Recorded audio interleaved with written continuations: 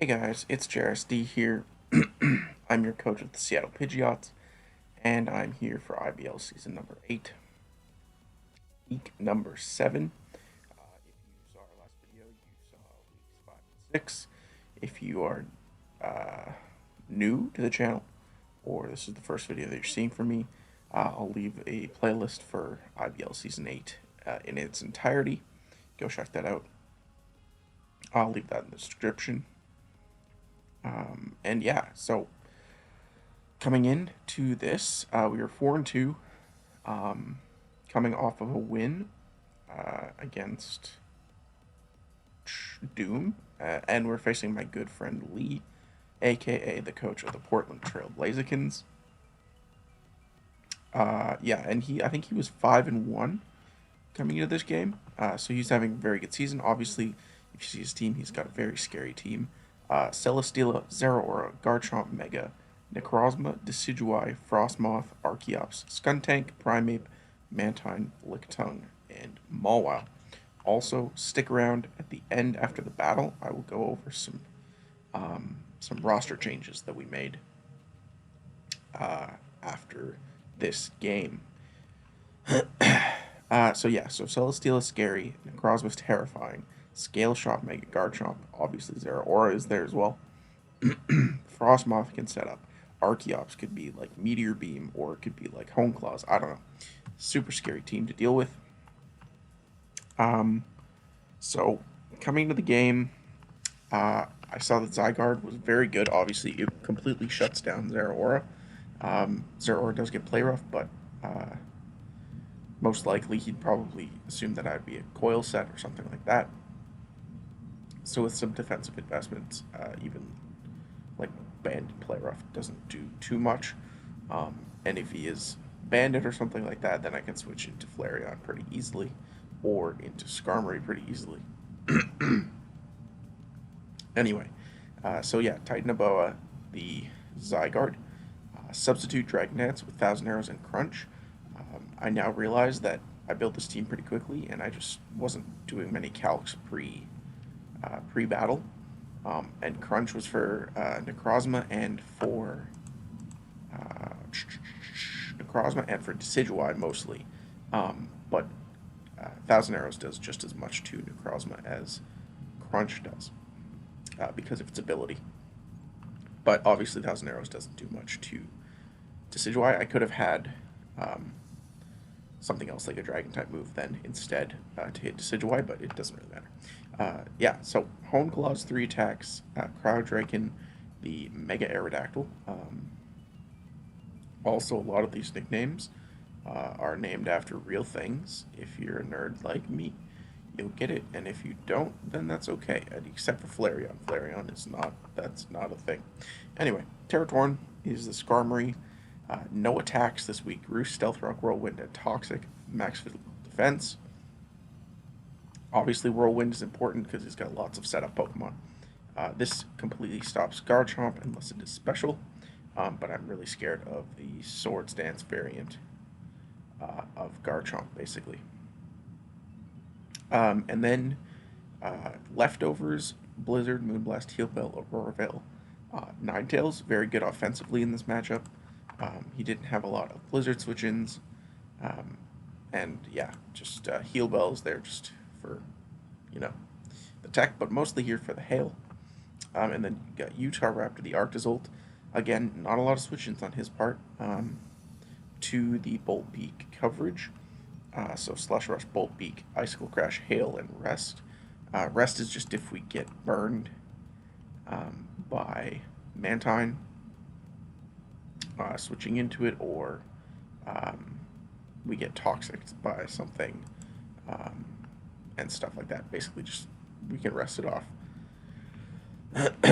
And then have Heal Bell with Ninetales to wake up. And then my Celesteela check this week is Flareon. I figured he'd probably bring the Meteor Beam Celesteela with a Totemize Power Herb.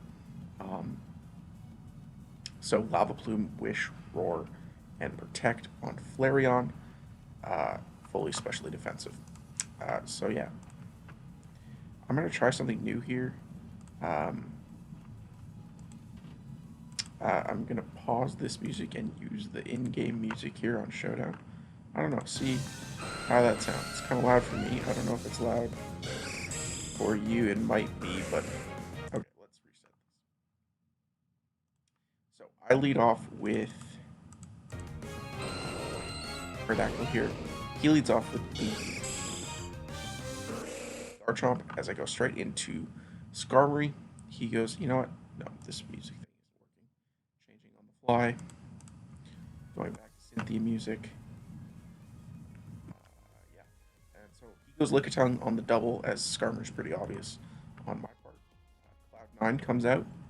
So he ignores the hail. I just go for Toxic here. If he doesn't have Heal Bell, it's pretty annoying to deal with Lickitung. Obviously, you can see teammate brought no Zeraora and no Necrozma, which was pretty nice for me. Here I go into Zygarde, as I figured I could start setting up on this thing, but he doubles actually into Celesteela, and then goes back into the Lickitung here. Zygarde is super fat, so I believe I take a Seismic Toss here with my sub, but he actually has Ice Beam as a fourth move. So no Heal Bell, pretty much, is what I expect from that, so that's pretty good for me. I can take the Ice Beam from the Lickitung pretty well, as I'm specially defensive a little bit. And 1,000 arrows twice will take out the Lickitung. So he goes into what I'm assuming is Scarf Primeape, which obviously has Ice Punch, which could take me out, so I go Skarmory pretty easily there. He's going to go into Celesteela as I just roost here. I go straight into Flareon here, as he does go for the Autotomize. I was worried at this point about maybe Weakness Policy, so I go for Protect first, but he does end up being the Meteor Beam set, which, I mean, I guess it doesn't really matter what happens here because he gets the boost anyway. But now he's able to go for Air Slash. He does not flinch me with his Pog, which is Pog, and I'm able to roar him out into Archeops. As he sets up rocks, I go back into Skarmory. He is not special Archeops, so that's good for me. I miss a Toxic there, as he goes for Stone Edge. And I go for Roost here. Now with the Power Herb consumed, Flareon's pretty good. He can go for Meteor Beam again, but I can just go into Zygarde here to take the hit, and then outspeed and do damage back with 1,000 arrows. Knock him down. He will go for Air Slash and miss. I don't believe it took me out at that range unless he was modest. But either way, I could respond after that, so that was fine. He goes down. I go Flareon on the Frostmoth. Easily walls Frostmoth up and down twice on Sundays. I go for Wish here as he goes Garchomp. He Mega Evolves, clicks Swords Dance.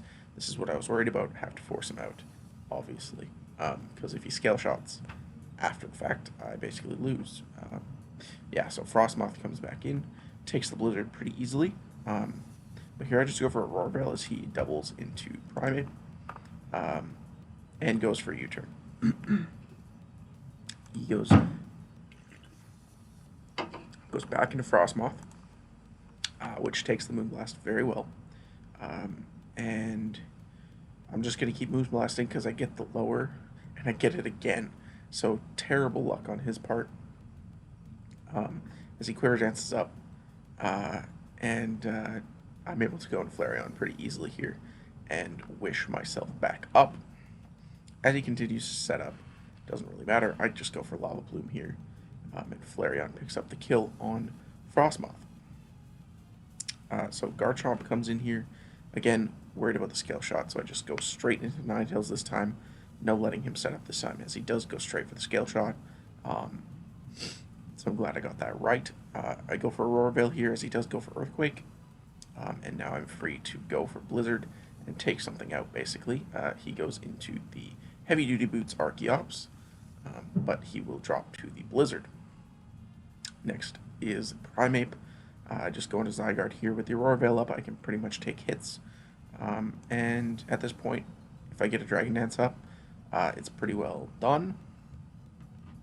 I don't have a Dragon type move, so I can't OHKO Garchomp at +1. But he keeps going for the Iron Tails. So I have to Dragonets there, take out the Primeape there, and then I will go into the Ninetales here, just to take the Scale Shot and preserve the 6-0, and yeah, Blizzard. So yeah, the reason I couldn't take it out is because I had 0 attack investments on Zygarde, so I wanted to preserve the 6-0. Obviously, differential is very important. Yeah, so so you can see we made changes here after the. Let's just go to the free agent trades sheet here, so you can see these guys. These guys here is what I made for week 7. Traded in Tapu Bulu, Tentacruel, Cramorant, and Sceptile for Shaman, Nidoking, Carkol, and Seismitoad. And then we also did Lee dropped Primeape, and I picked up Primeape instead of Ambipom. So I liked the core of what I was going for: Ninetales, Zygarde, Skarmory, Aerodactyl. And I just wanted to improve. I felt like Bulu was not doing much, and Tentacruel wasn't as good as I had hoped it would be. And so I keep a spinner, getting Carkol. I get a Water Absorb Pokemon in Seismitoad in case I have to meet Dracovish in the playoffs. And it gets me a better bulky water than Tentacruel. I keep my Toxic Spikes with Nidoking. I keep my Grounded Poison with Nidoking, and I keep a Grass type with Bulk in Shaman, while gaining speed and kind of utility with Shaman. I lose the grassy terrain, but I wasn't really using it other than with Sceptile, so it doesn't really matter there. But yeah, so that is the game. We end up with a 6-0 over Lee. Lee's a really good player, so I was pretty excited to be able to get the 6-0. Yeah, check out the other games if you missed them, and I will see you in the next one. Might be trying something new on the channel pretty soon. We'll see. Hope you guys stick around. Like and sub. Bye-bye.